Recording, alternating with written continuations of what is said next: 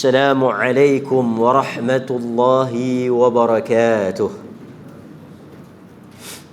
الحمد لله نحمده ونستعينه ونستغفره ونعوذ بالله من شرور أنفسنا ومن سيئات أعمالنا من يهده الله فلا مضل له ومن يضلله فلا هادي له. أشهد أن لا إله إلا الله وحده لا شريك له وأشهد أن محمدا عبده ورسوله. أما بعد. Muslimin muslimat, hadirin hadirat yang dirahmati oleh Allah Azza wa Jal, kita bersyukur kepada Allah kerana pada malam ini kita dapat meneruskan dan menyambung kuliah bulanan kita yang terhenti agak lama dan panjang, tetapi dengan izin dan pertolongan daripada Allah jua kita dapat mengadakan kelas pada malam ini.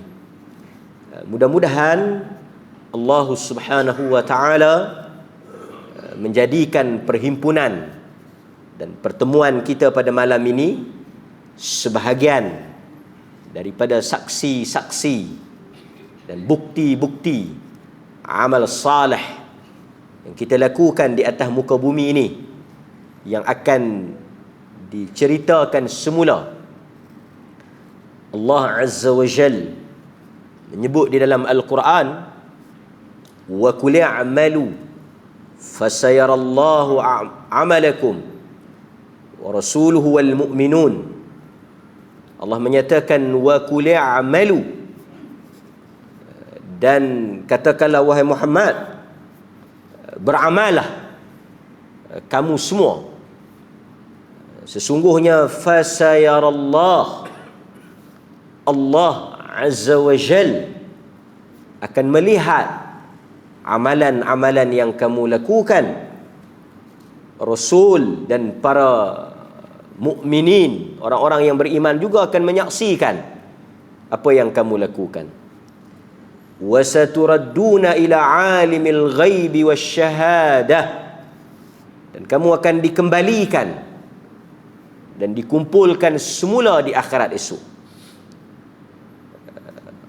Fayunabbi'ukum, dan Allah Subhanahu wa taala akan menceritakan, memberitahu apa yang fayunabbi'ukum bima kuntum ta'malun, dengan apa yang kamu lakukan di atas dunia ini.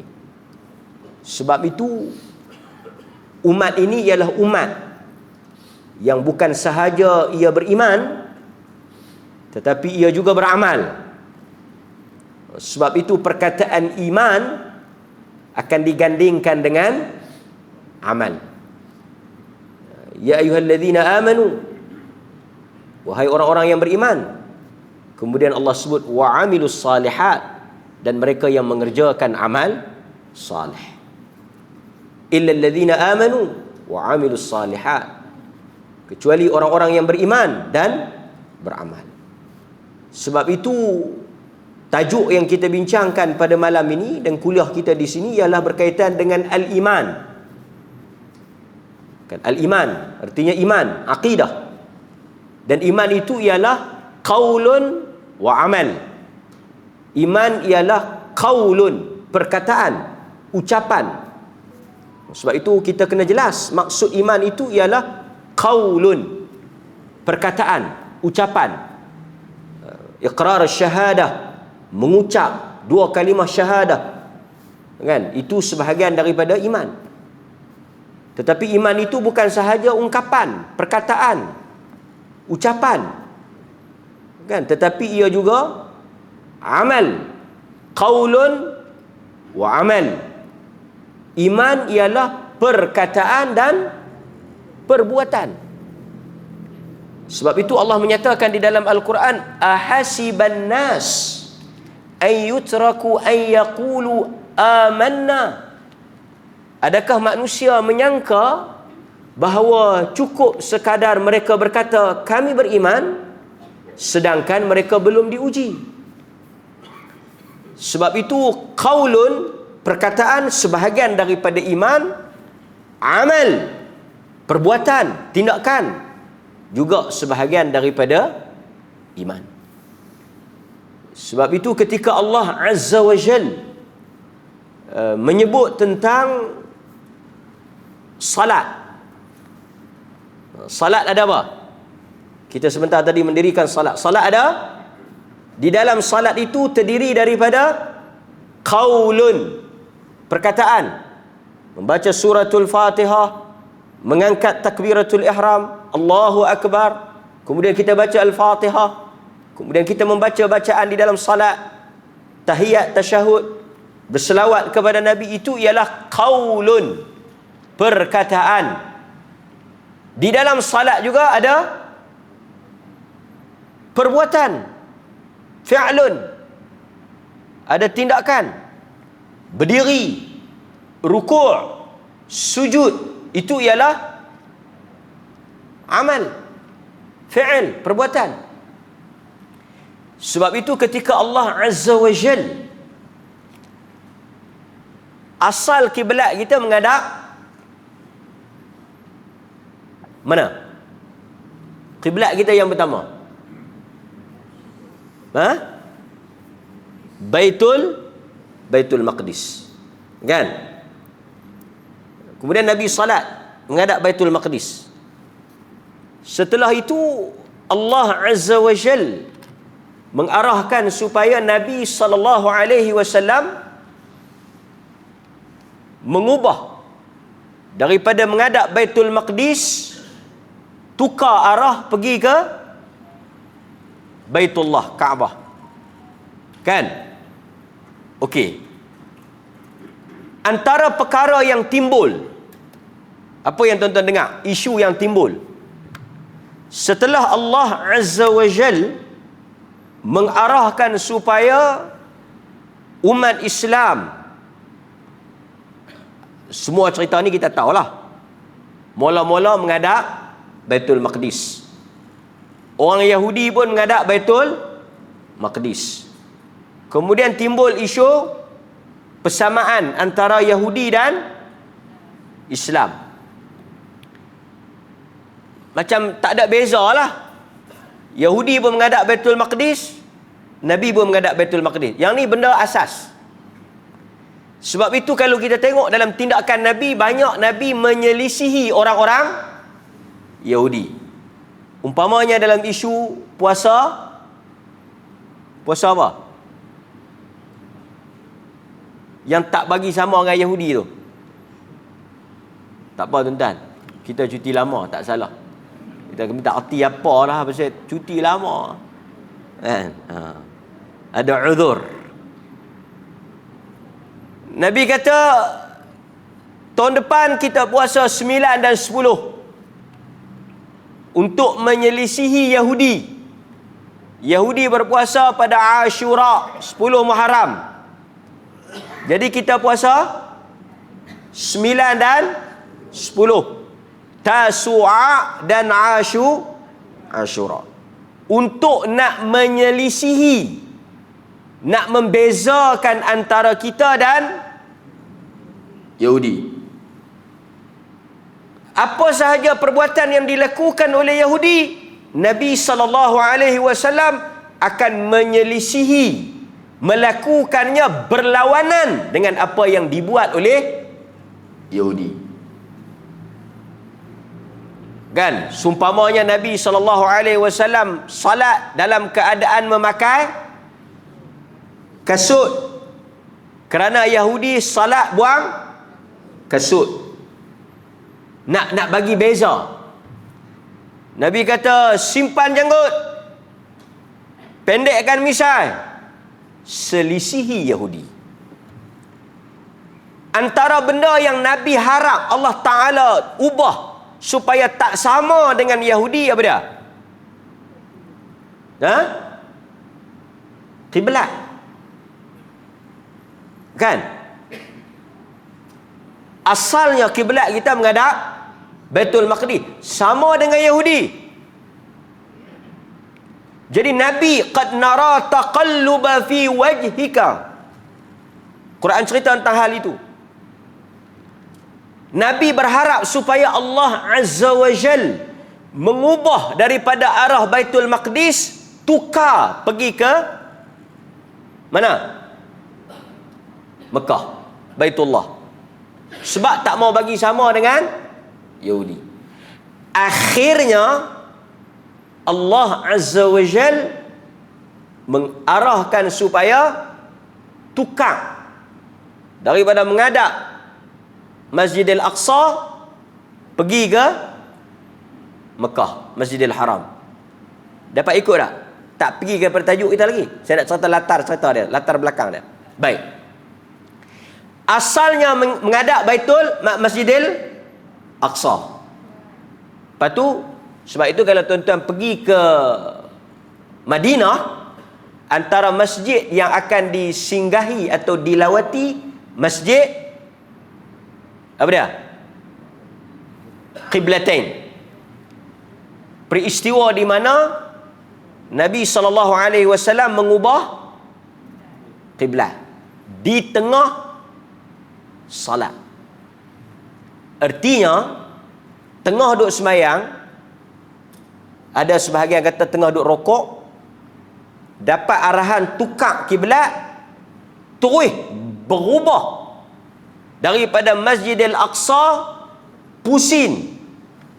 Masjidil Aqsa dia jadi belakang lah, pusing 180 darjah menghadap Masjidil Haram ketika tengah salat.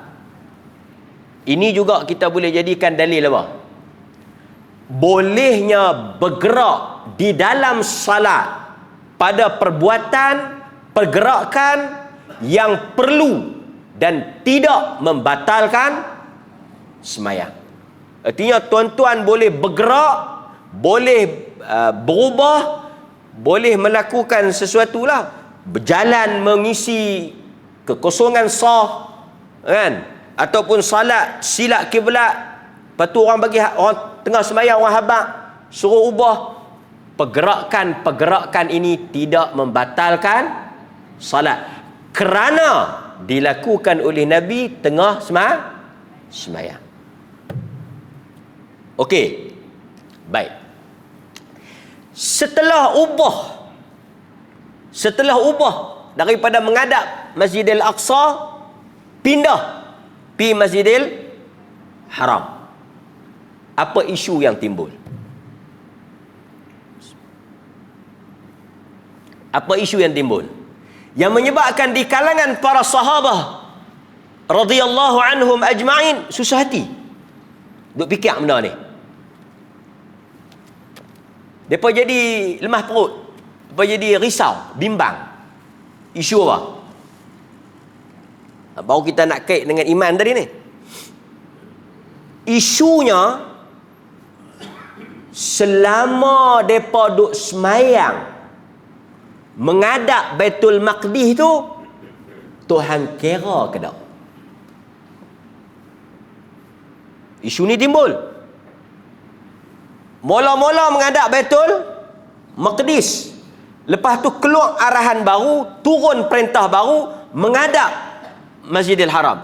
Maka timbullah dakwaan yang mengatakan habislah semayang yang Masjidil Aqsa tu tak terkira, tak terpakai, apa dia ni, sia-sia saja, tak boleh pahala, batal macam tu saja. Jadi depa dah semayang lama. Apa Allah kata? Kira macam mana hak lama tu? Hak yang silap, bukan silap, hak yang awal tu. Katakanlah tuan-tuan semayang di satu tempat, tuan-tuan silap kiblat, lepas tu ukuk-ukuk mai kiblat kot lain, dia jadi ke mana? Katalah kita pergi satu tempat, kita pun tak tahu, tak ada tanda kiblat, kita pun duk ingat kot ni, kita pun mayang. Dah berapa hari kita mayang, setengah tempat mungkin dah berapa minggu, tiba-tiba ternyata silap. Orang habaq bukan mengat, yang kes Nabi ni bukan silap, memang asal perintahnya kot tu. Lepas tu tukar. Apa yang berlaku? Apa yang kita salat ketika kita menghadap kiblat yang kita ijtihad pada pendapat dan penelitian kita itulah kiblat yang betul dan ternyata salah, tidak perlu untuk digantikan dan Tuhan menerima kerana kita telah ijtihad. So kita tapi dah orang habang hak betul, kenapa? Kena kalih lah. Janganlah saya dah selesa dah mengadap kok ni, senang nak mengadap kok ni, saya dah biasa dah kok ni ya. Tak apalah hak betul tu biar apilah. Tak boleh lah kan. Sebab menghadap ke arah kiblat ni merupakan syarat apa? Syarat apa menghadap kiblat? Syarat sah salat. Menghadap ke arah kiblat adalah salah satu daripada syarat sah semayang. Bersuci, menutup aurat, pakaian bersih daripada najis, tempat bersih daripada najis, mengetahui masuknya waktu dengan yakin. Ini semua menghadap kiblat. Ini semua apa dia? Apa dia ni yang saya sebut ni? Syarat sah salat. Boleh? Jadi kalau kita tak menghadap kiblat, sah tak? Sah ke tak? Tak. Sebab itu kadang-kadang bila tuan-tuan naik kapal terbang, tak boleh menghadap kiblat. Naik kereta api, tak boleh menghadap kiblat. Salat atas kenderaan, tak boleh menghadap kiblat. Ni hak semayang, apa dia? Semayang apa ni? Okey. Ni tuan-tuan saya kongsi sikit lah. Sekejap kita masuk tajuk kita. Tuan-tuan hujung tahun ni nak pergi mana? Takkan tak pergi mana? Mesti nak pergi bercuti kan? Betul tak? Nak pergi bercuti? Nak pergi bercuti tak? Tuan? Sakit-sakit pun bercuti nak pergi. Baik. Ni pesanan penaja. Pesanan penaja. Tuan-tuan yang nak pi long journey ataupun long distance travel ni, whatever lah, naik kereta ke, naik bas ke, naik apa ke, pertama saya nak kempen pi lah bercuti. Duit banyak-banyak nak buat apa kali masuk kubur? Pi bercuti. Taklah semestinya pi Mekah kan, pi lah mana-mana. Mekah ramai orang pi. Pi bercuti. Pi lah mana-mana kan, pi bercuti, bawa keluarga. Ni semua ada pahala, ada ibadah. Ketika Nabi susah hati, saya ceritakan kan, pada tahun kesedihan Abu Bakar, apa dia ni? Khadijah meninggal. Tahun yang sama Abu Talib meninggal. Tahun yang sama Nabi diboikot. Jatuh tangga, sudah jatuh di tipa tangga. Apa? Tak berhentilah. Tuhan buat apa kat Nabi? Nak hiburkan hati Nabi. Tahun tu Khadijah meninggal, isteri kesayangan wafat. Abu Talib, pak menakan yang duk jaga bela meninggal. Dah tu meninggal tak masuk Islam pula, masuk neraka. Tahun tu kena boikot sampai tak ada makan. Tuhan buat apa kat Nabi?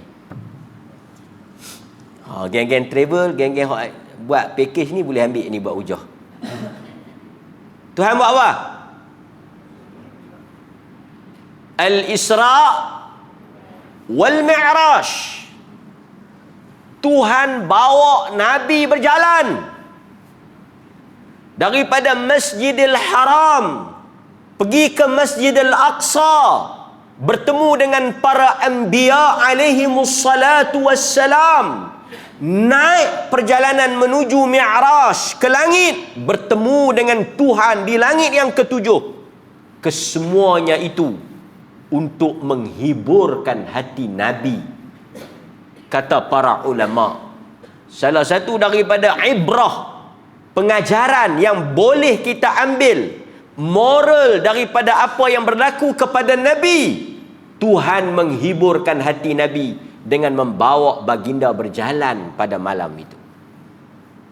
So ini satu, dia panggil cara yang boleh kita buat. Apatah lagi bila kita berjalan, kita boleh melihat alam ini, boleh melihat ciptaan Allah, boleh melihat kepelbagaian manusia, makhluk-makhluk yang Allah Ta'ala ni semua dapat pahala dengan niat yang betul. Boleh? Saya nak cerita apa tadi? Tahu mana siapa nanti? Masjidil Aqsa. Kata semayang. Menghadap kiblat kan? Okey. Tuan-tuan nak pergi berjalan nanti, antara benda yang tuan-tuan boleh buat adalah duduk dalam kereta, duduk dalam bas, duduk dalam kenderaan lama. Betul tak? Apa tuan-tuan nak buat?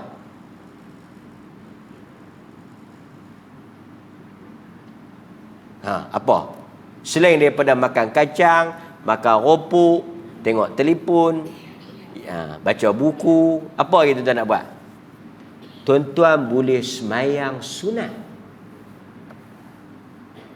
Boleh semayang sunat di atas kenderaan. Boleh semayang sunat. Semayang apa tuan-tuan boleh buat? Duha. Driver boleh semayang, penumpang boleh semayang. Sebab sabit di dalam hadis, Nabi salat di atas unta. Dan Nabi mengikut arah ke mana unta itu bergerak. Pada zaman Nabi, dia naik unta. Unta ke kanan, dia ke kanan. Unta ke kiri, dia ke kiri. Jadi tuan-tuan dengar, salat sunat di atas kenderaan tidak wajib menghadap kiblat. Di atas kenderaan. Ayat tu kena bagi habis. Sat lagi dia semayang sunat ba'diyah dalam masjid ni, dia talar kot belakang. Kita tanya, mana siapa menghadap kot pintu? Dia dah mayang sunat. Mayang sunat kan ustaz kata tak wajib kiblat? Ayat tu bang baca tak habis. Atas kenderaan. Kalau atas darat, kalau atas tanah atas ni. Kalau atas ni, kalau sembahyang dalam masjid ni kena menghadap kiblat tak? Kena. Yang Nabi tak menghadap kiblat tu atas apa? Atas unta, atas kenderaan. Jadi bila tuan-tuan naik atas kenderaan, tak payah bimbang. Mazhab Syafi'i pun sebut hal yang sama. Boleh.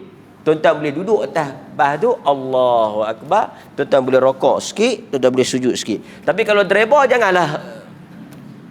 Kalau driver, kalau dia semayang tu, semayang jenazah tu. Dia bawa kereta, kan? Dia bawa kereta, Allahu Akbar. Dia tunduk sikit. Subhana rabbiyal azim. Lepas tu bila dia nak sujud, dia sujud sikit. Subhana rabbiyal a'la. Cukup. Ada beza antara sujud dengan rokok. Dilakukan oleh Nabi SAW. Salat. Bagi orang yang memang duk konsisten mayang duha, dia kata hari ni ustaz tak ada mayang duha pasal bah tolak awal. Apa dia salat? Dia boleh salat. Dia kata nak mayang macam mana tak menghadap kiblat? Semayang sunat tak apa. Tapi semayang fardu, kalau dia boleh turun, dia kena turun pergi semayang menghadap kiblat bagi sempurna. Tapi kalau bas boleh berhenti, mayang lohok. Kalau kereta api, mungkin dia boleh. Tapi kalau atas kapal terbang, dia nak turun pergi mana? Mereka cerita pilah kat tuan-tuan kan, nak bagi tak mengantuk. Di hospital bahagia, kan? Hospital bahagia. Kalau bising cikgu selalu kata pergi main di luar. Ni hampa duk hingak ni, hampa pergi main di luar. Selalu kita kalau orang hingak, kita akan pergi abang dia pergi main di luar. Kan? Naik kapal terbang ni, geng-geng gila ni naik kapal terbang. Pilot ni dia terganggu. Dia panggil ketua kelas cerdik sikit. Dia kata apa pasal tu? Depa duk hingak, depa main. Hang suruh depa sengak.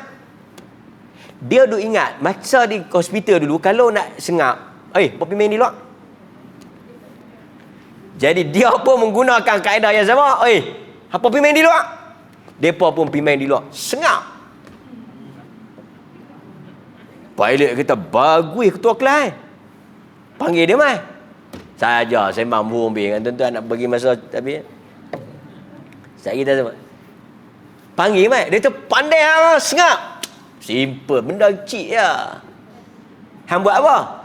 Dulu masa kami duduk di hospital, kalau kami hinggap, nurse suruh kami main di luar. Lepas tu, saya buka pintu, so mereka main di luar, mereka main di luar. Mereka main di luar lah. Pak bawah. So, bila kita naik atas kapal terbang, kita naik di atas kapal terbang, tentulah kita tak boleh berhenti, betul tak? Betul tak? Dan bila masuk waktu, kita tak ada choice, tak ada pilihan, melainkan kita, kalau kita nak jamak, takhir, tunggu kapal terbang turun, barangkali habis waktu. Kalau kata aluk start pergi KL mungkin 45 minit dah lah. Kalau kita naik Lohok, kita boleh turun pergi jamak apa semua, tak ada masalah. Ni yang 7-8 jam, 13 jam ni, habis berapa waktu kita langgang atas kapal terbang tu. Apabila masuk waktu, kita nak buat takhir, takhir pun sekali lagi atas kapal terbang. Barangkali akan masuk 5-6 waktu atas kapal terbang. Maka ketika itu, tuan-tuan akan jumpa satu pandangan yang kata, kita boleh salat pada kadar yang kita mampu. Salat sunat tak ada isu, tak menghadap kiblat pun tak apa, pasal semayang sunat. Tapi semayang fardu tak ada pilihan, kita kena menghadap kiblat. Soalnya atas kapal terbang nak menghadap kiblat lagu mana? Maka sebab itu tuan-tuan akan jumpa pandangan mazhab yang kata, apabila tak cukup syarat, tak sah salat. Bila tak sah salat, itulah yang keluar mai salat hormat waktu. Saya nak tanya tuan-tuan dan puan-puan, salat hormat waktu ni sah ke tak? Sah ke tak? Tak sah lah. Sah pasal apa? Orang yang salat hormat waktu tak sah, pasal apa tak sah? Pasal apa tak sah? Pasal orang yang salat hormat waktu, betul ke tak? Betul ke tak orang yang salat hormat waktu bila dia turun saat ni dia kena qadha? Betul ke tak? Pasal apa dia kena qadha? Kalau sah, kena qadha ke tak? Kena qadha ke tak? Tak.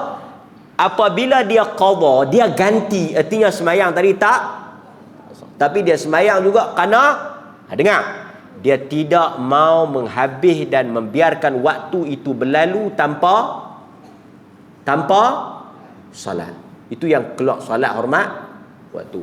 Tetapi tuan-tuan juga akan jumpa dengan pandangan mazhab yang kata, apabila satu orang tak mampu nak buat satu benda, tak mampu nak buat syarat tersebut, dia salatlah pada kadar yang dia mampu, dan Tuhan menerima salat tersebut dan tak perlu dia ganti. Ni kita cerita sikitlah pasal isu tuan-tuan nak pergi berjalan nanti. Semua ni nak pergi berjalan jenis naik kapal terbang ni, mana ada naik kereta api kat bawah ni, kan? Boleh? Okey. Saya nak ceritanya tadi, apabila timbul isu semayang yang lama-lama masa menghadap Baitul Maqdis tu, Tuhan kira ke tak? Sebab law ni yang terbaru, yang terkini ialah menghadap Masjidil Haram, Kaabah, Baitullah.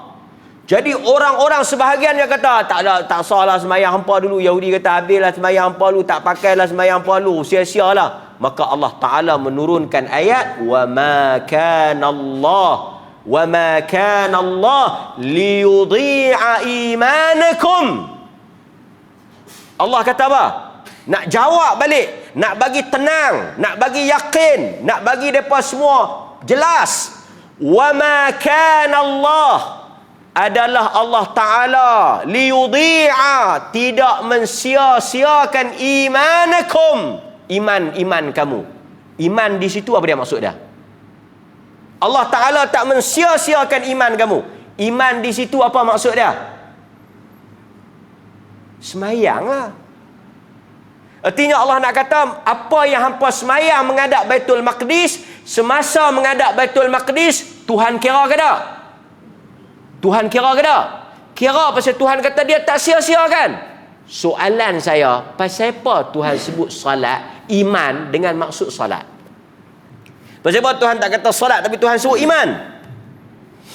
Kerana salat dan iman mempunyai benda yang sama. Apa dia? Salat dibina di atas qaulun dan amal. Di dalam salat ada perkataan. Yang tuan-tuan mengaji ada rukun apa? Yang kalau tuan-tuan tak kata, tak baca, tak sah. Rukun apa? Rukun apa? Qauli. Tu yang duk Alhamdulillah Ar-Rahman Maliki Yaumiddin Iyyaka na'budu At-tahiyyatu lillah. Pasal apa tu? Yang pasal apa? Pasal apa? Masya Allah, tabarakallah. Pasal apa? Pasal rukun qauli kena baca dan bagi dengar telinga. Itu yang Allah. Sebab dia kata rukun qauli kena baca. Kalau ngap tak baca sah ke tak? Tak sah. Faham tak? Rukun qauli kena baca.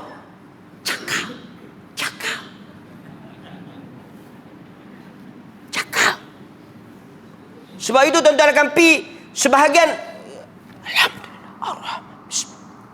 Pasal dia nak mengesahkan rukun qauli. Rukun qauli kena baca. Dan sebahagian mazhab kata kena dengar.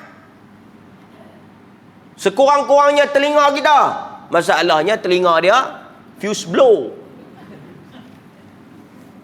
Assalamualaikum Pak. Ada Ustaz. Dia nak pergi mana? Dia nak ambil kapak.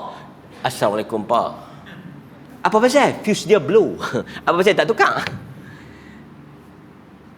Sebahagian mazhab kata berlakunya pergerakan mulut, adanya tahrik, pergerakan mulut, harakah. Tu gerakan mulut tu sudah memadai. Ini khilaf. Tapi kalau dia baca sampai telinga orang lain pun dengar, yang ni karut. Sampai tak ada tu imam waladhdallin, kawan ni waladhdallin amin. Kan? Setengah orang dia baca derah. Derah tu bukan sahaja pada rukun qauli. Subhanallah azim. Subhanallah. Habis semua dia baca kuat. Sehingga mengganggu orang lain, menimbulkan apa? Gangguan ni tak. Rukun qauli. Apa dia rukun qauli? Takbiratul ihram. Allahu akbar. Al-Fatihah. La salata liman lam yaqra bi Fatihatil kitab. Hadis Bukhari. Tak sah salat orang yang tak baca Fatihah. Kena baca. Sebab itu satu orang yang dia Allahu akbar, dia diam. Mulut dia tak bergerak. Dia baca dalam hati. Salat dia tak sah. Kerana dia tak baca Fatihah tu rukun. Tapi kalau dia tak baca Subhana Rabbiyal Azim, dia tak baca Sami Allahu liman hamidah, dia tak baca Rabbighfirli warhamni, sah ke tak? Pasal yang tu bukan rukun. Jadi iman ialah iqrar. Pasal tu al-iman iqraru bil lisan. Mesti sebut dengan lidah, ucap. Mesti cakap, mesti kata asyhadu an la ilaha illallah. Mesti mengucap. Iqraru bil lisan. Lepas tu tadi kita kata semayang ada perkataan, semayang juga ada perbuatan. Sebab itu iman mesti ada.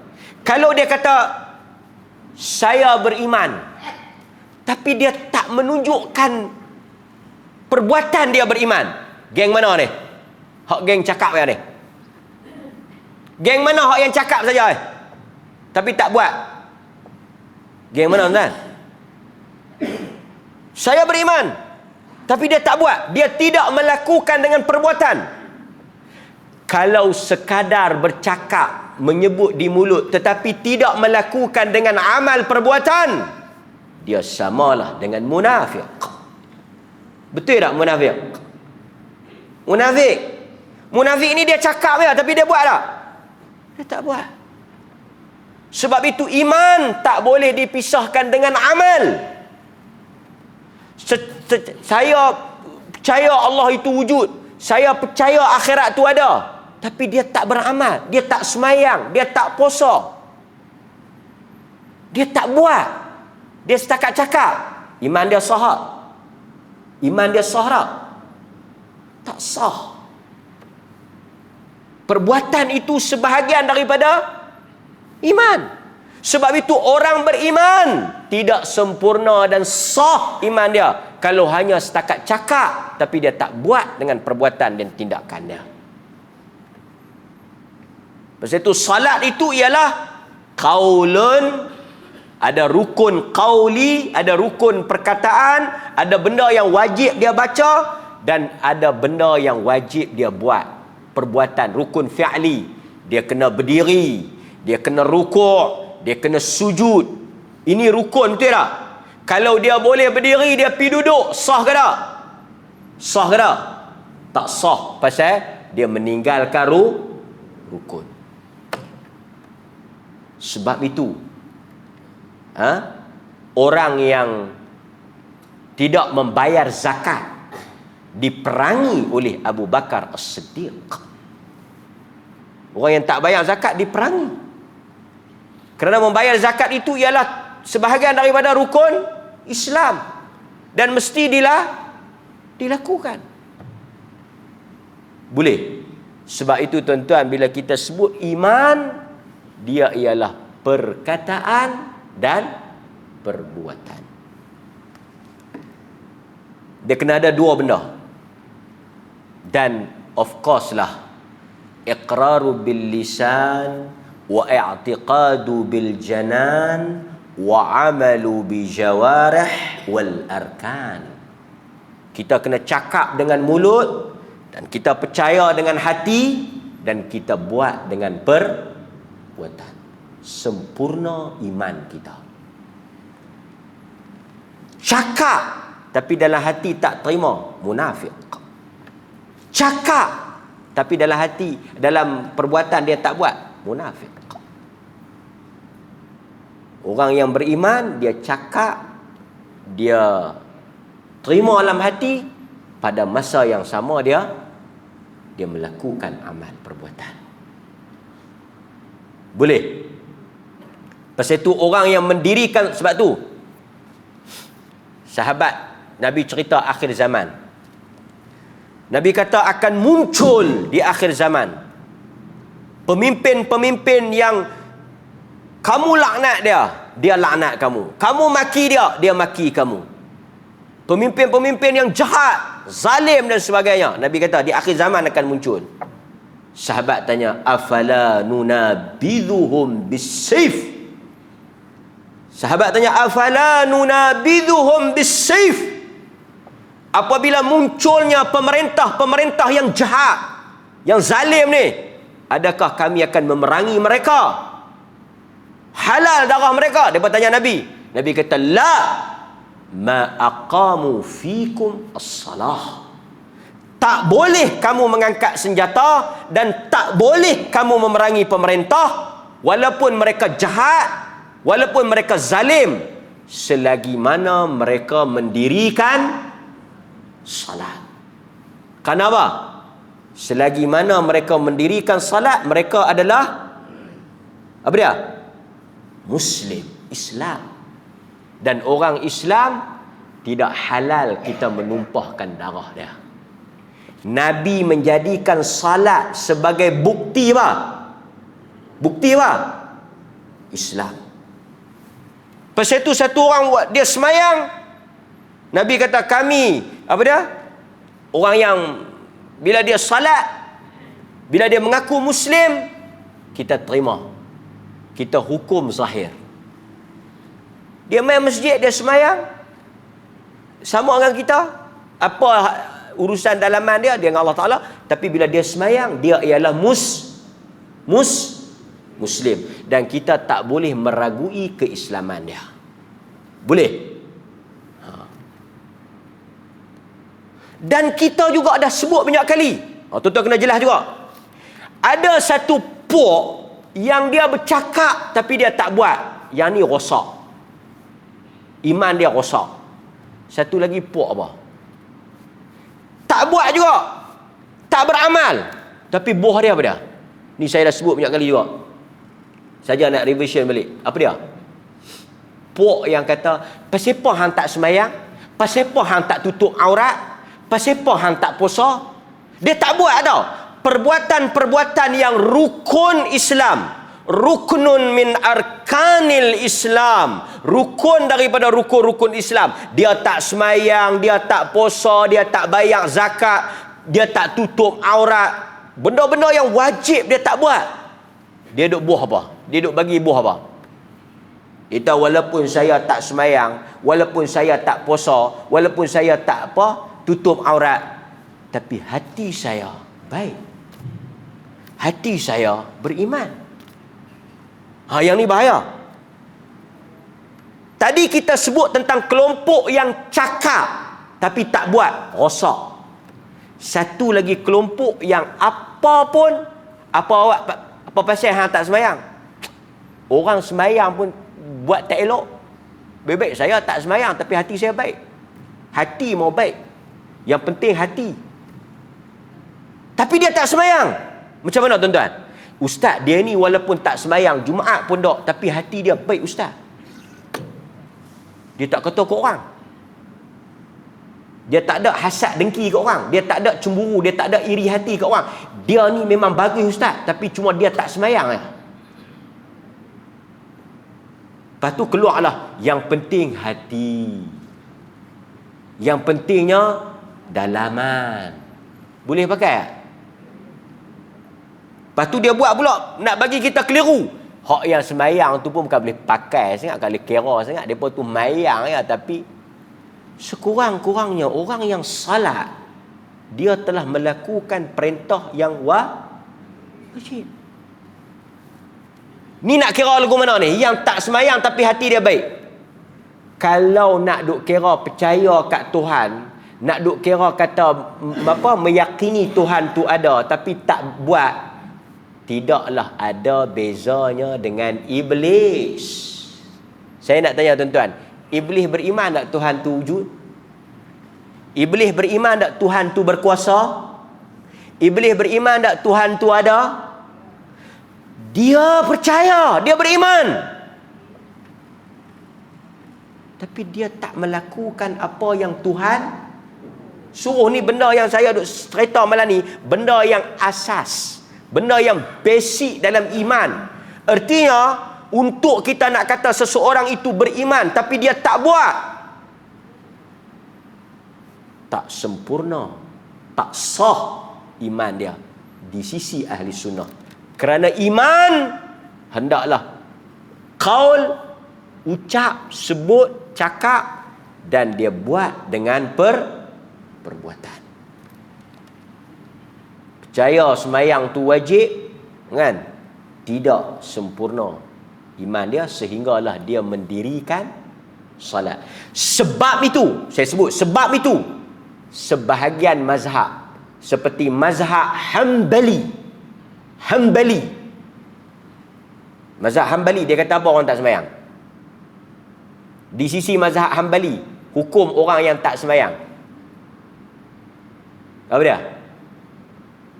Satu orang yang tak semayang, tak salat, di sisi mazhab Hanbali, kafir.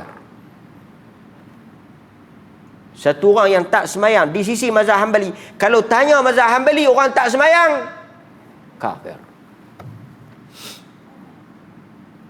Dia kata pernah ditanya kepada Syekh Ibn Bas, kalau tak silap saya, satu perempuan tanya, dia kata suami dia tak salat, apa pandangan dan fatwa? Dia kata balik ke rumah keluargamu kerana engkau telah tertalak disebabkan suamimu seorang kafir.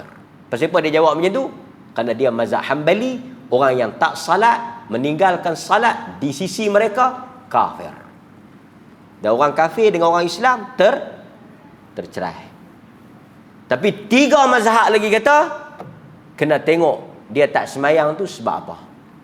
Kalau dia tak semayang kerana dia enggan, kerana dia menolak kewajipan semayang, dia kafir. Tapi kalau dia tak semayang kerana dia malas, dia fasik.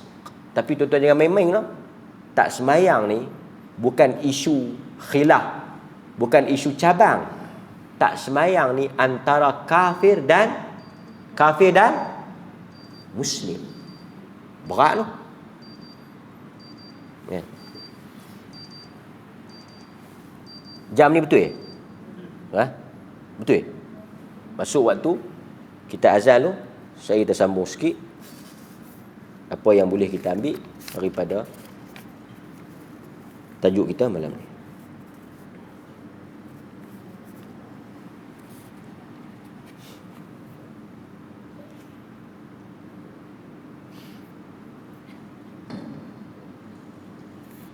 Allahu Akbar, Allahu Akbar, Allahu Akbar, Allahu Akbar.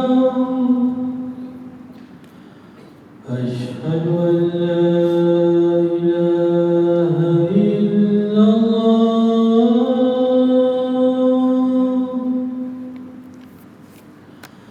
Asyhadu an la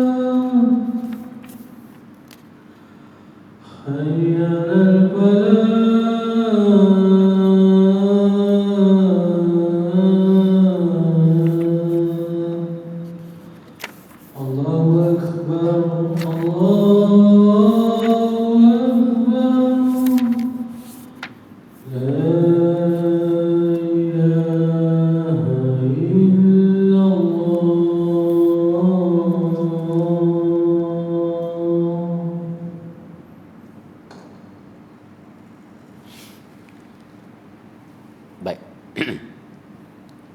Sebab itu saya nak sambung sikit lagi tentang perkataan tapi tak buat ni. Sebab itu Allah Ta'ala marah orang yang cakap tak buat ni.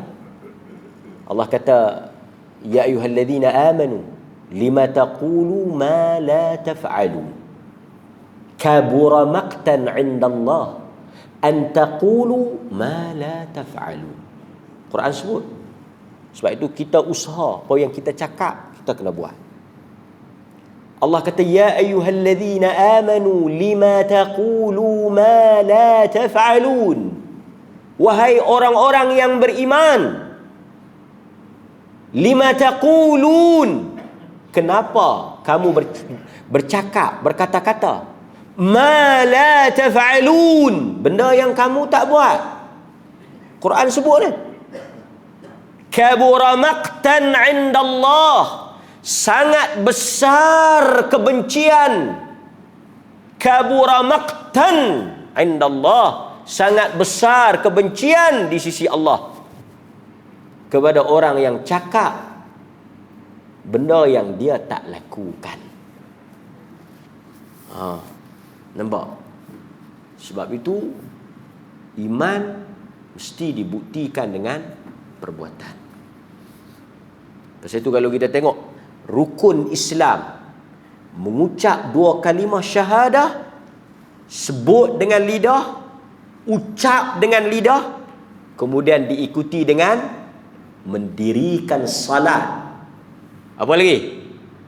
berpuasa di dalam bulan Ramadan, mengeluarkan zakat dan mengerjakan haji. Itu semuanya perkataan dan perbuatan. Sebab itu kita usaha tuan-tuan dalam hidup kita, apa yang kita cakap, apa yang kita sebut, kita cuba untuk lakukan. Kerana Allah Subhanahu wa taala apabila dia menyebut tentang sifat orang-orang munafik di dalam Al-Quran, di permulaan suratul Baqarah, Allah kata wa minan nas. Allah kata wa minan nas. Ada sebahagian manusia, segolongan manusia, wa minan nas may yaqulu amanna billah, yang mana mereka ini mengucapkan dengan lidah-lidah mereka, kami beriman. Wa ma hum bimu'minin. Quran kata, dan tidaklah mereka itu beriman. Quran kata tak. Wa ma hum bimu'minin. Mereka itu tidak beriman. Depa kata apa? Wa minan nasi man yaqulu amanna billah wa bil yaumil akhir. Kami beriman dengan Allah dan kami beriman dengan akhirat. Mereka sebut dengan perkataan mulut mereka, tetapi Allah membalas apa yang mereka kata, wa ma hum bimu'minin, dan tidaklah mereka itu beriman. Allah kata bohong. Kalau baca dalam tafsir, kalau tengok apa yang disebut daripada riwayat Ibnu Mas'ud, yang dimaksudkan dengan manusia di dalam ayat ini, mereka ialah golongan munafik. Sebab itu kita, dan tuan-tuan, munafik ni macam selalu kita ajar, nifaq, perbuatan munafik ni ataupun munafik itu ada berapa? Ada dua. Sikit lagi. Munafik ataupun nifaq ada dua. Satu dia panggil nifaq i'tiqadi. Satu lagi nifaq amali. Satu nifaq yang kufur, kafir. Bukan takat kufur, kafir ya. Kufur yang paling teruk. Kafir ni dia banyak jenis. Yang paling bawah, yang paling teruk, yang paling dahsyat jenis kafir ni, kafir nifaq. Kafir yang jenis munafik ni. Pasal dia memang tak guna, memang bahaya. Kafir lain dia mengaku kafir. Kafir ni dia tak mengaku, yang munafik ni dia tak mengaku dia kafir. Izharul yang kata teruknya munafik ni, dia izharul iman wa ibtanul kufur. Itu maksud munafik. Izharul iman, dia menzahirkan kata dia beriman, dia sebut dia beriman, dia mengaku dia beriman, macam kita baca tadi. Ibtanul kufur, tetapi dia menyembunyikan kekafiran dia. Sedangkan kafir yang dia sebut dia kafir, dia memang mengaku dia kafir. Tapi munafik ni i'tiqadi, yang dalam dia lain, luar dia lain. Yang ni i'tiqadi, munafik akidah, yang ni kufur, kafir. Satu lagi nifaq amali, munafik amalan, yang ni tak kafir. Yang ni kita mungkin ada. Apa dia? Tanda-tanda munafik, ayatul munafik. Tanda-tanda munafik itu 3. Tanda-tanda munafik itu 4. Yang ni dia panggil munafik amali. Perbuatan itu perbuatan munafik, tapi orang tu belum kafir. Perangai munafik. Apa dia perangai munafik? Apabila dia bercakap, dia bohong. idza haddatha kadzaba. Yang ni bukan amalan, munafik amalan. Pasal itu bila kita kata hang munafik, jaga-jaga. Kalau kita kata dia munafik, perkataan tu boleh menjadikan kita kafirkan dia. Tapi yang saya dengar orang duk sebut ni, dia bukan kata kawan tu kafir, munafik tu kafir, tapi perangai tu munafik. Cakap bohong. Wa idza wa'ada akhlafa, apabila dia berjanji, dia mungkir janji. Dia berjanji, dia mungkir, munafik. Amalan dia munafik, perbuatan dia munafik, tindakan dia munafik. Apa dia lagi? Yang tuan-tuan duk hafal tu. Bercakap bohong, berjanji mungkir. Lagi? Apa lagi?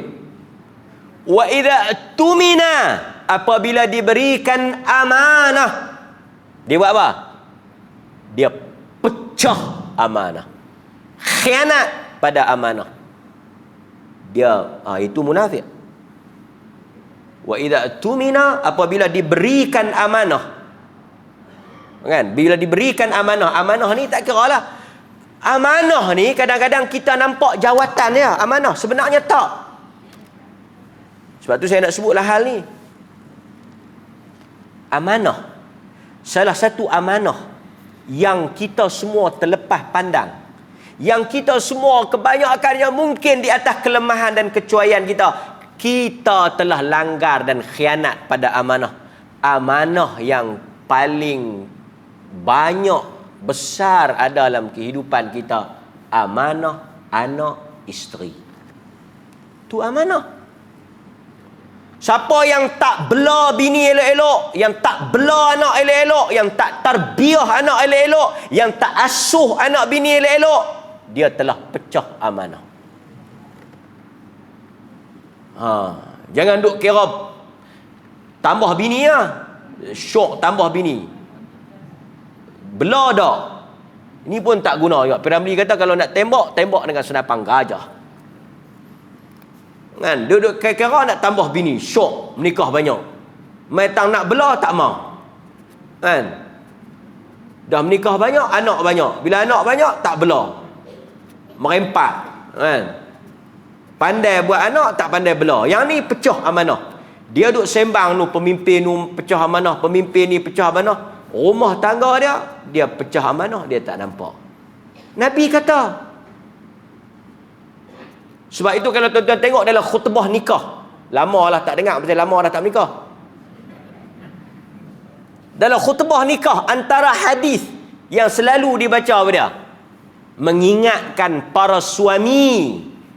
Mengingatkan para suami. Sekarang ni tuan-tuan, dahsyat kita tengok kadar perceraian, kadar perkelahian, kadar rumah tangga yang musnah dan sebagainya ni.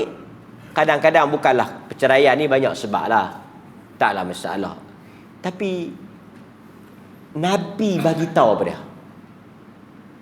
Nabi ingatkan kepada para suami. Nabi kata, kamu mengambil wanita-wanita ini sebagai amanah daripada Allah. Nabi bagi tahu isteri itu amanah. Jadi siapa yang tak bela bini dia, tak jaga bini dia, tak asuh bini dia, dia telah pecah amanah. Sebab itu Nabi kata, kafa bil mar'i ithman ay yudayyi'a man yaqut. Cukuplah seseorang itu dianggap, dihukum sebagai berdosa apabila dia mensia-siakan amanah di bawah tanggungan dia.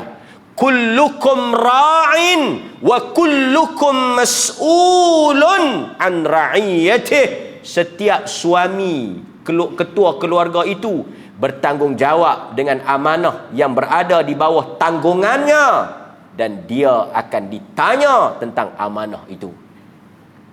Sebab itu bila kita nak akad, yang orang duk gabra, yang orang duk gelabah, yang orang duk jadi kecemas masa nak akad nikah tu pasal apa?